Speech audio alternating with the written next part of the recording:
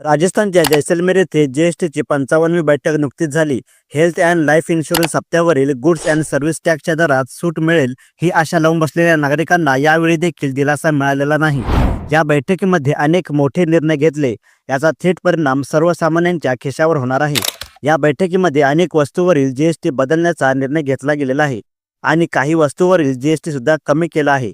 व्यावसायिकांद्वारे विक्री करण्यात येणाऱ्या वापरलेल्या इलेक्ट्रिक वाहनांच्या विक्रीवर 18% जीएसटी आकारण्याचा निर्णय झाला. हा कर मार्जिन व्हॅल्यूवरती म्हणजे नवीन खरेदी करतेवेळीची रक्कम आणि आता विकत असतानाच्या रकमेच्या फरकावरती हा जीएसटी असणार आहे. पण जर तुम्ही डायरेक्ट कस्टमरला विकत असाल तर मात्र यातून सूट असेल. एक पॉपकॉर्न आणि 3 जीएसटी दर.